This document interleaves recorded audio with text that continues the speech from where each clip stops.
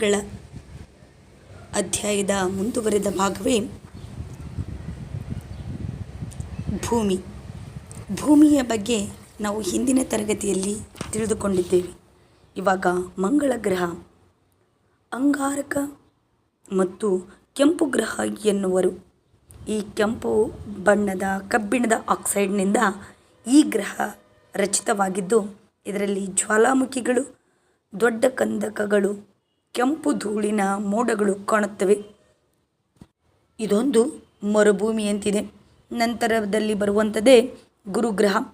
ಇದು ಸೌರವ್ಯೂಹದಲ್ಲಿ ಇರುವಂಥ ಅತ್ಯಂತ ದೊಡ್ಡ ಗ್ರಹವಾಗಿದ್ದು 1300 ಭೂಮಿಗಳನ್ನು ತುಂಬಿಸುವಷ್ಟು ದೊಡ್ಡದಾಗಿದೆ.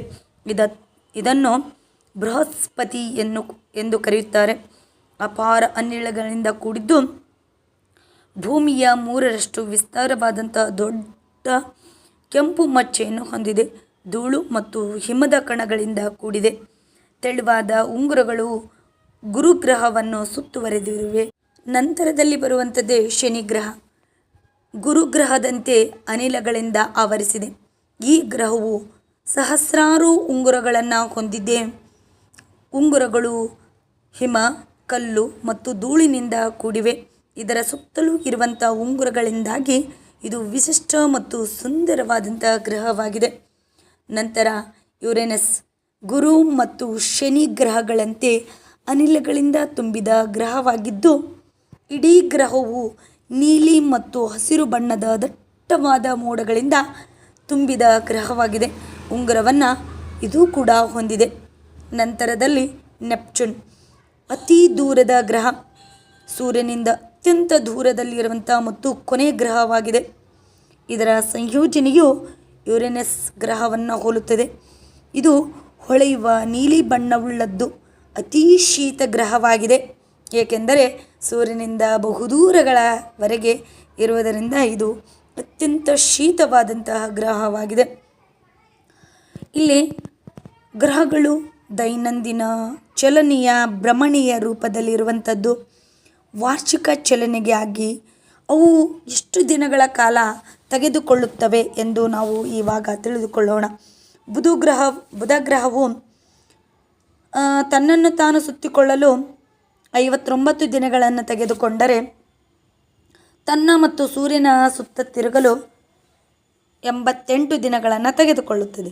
ಶುಕ್ರ ಗ್ರಹವು 243 ದಿನಗಳನ್ನು ತೆಗೆದುಕೊಂಡರೆ, ನಂತರದಲ್ಲಿ ವಾರ್ಷಿಕ ಚಲನೆಯಲ್ಲಿ 225 ದಿನಗಳನ್ನು ತೆಗೆದುಕೊಳ್ಳುತ್ತದೆ. ಭೂಮಿಯು ತನ್ನನ್ನು ತಾನು ಸುತ್ತಿ ಹಾಕಿಕೊಳ್ಳಲು 24 ಗಂಟೆಗಳನ್ನು ತಗೊಂಡ್ರೆ, ಒಂದು ವರ್ಷಕ್ಕೆ ಅಂದರೆ 365 1/4 ದಿನಗಳನ್ನು ತೆಗೆದುಕೊಳ್ಳುತ್ತದೆ.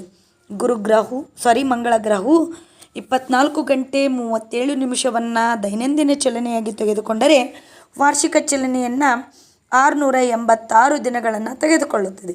ಗುರುಗ್ರಹವು 10 ಗಂಟೆಯನ್ನು ತೆಗೆದುಕೊಂಡರೆ, ವಾರ್ಷಿಕ ಚಲನೆಯಲ್ಲಿ 12 ವರ್ಷಗಳನ್ನು ತೆಗೆದುಕೊಳ್ಳುತ್ತದೆ.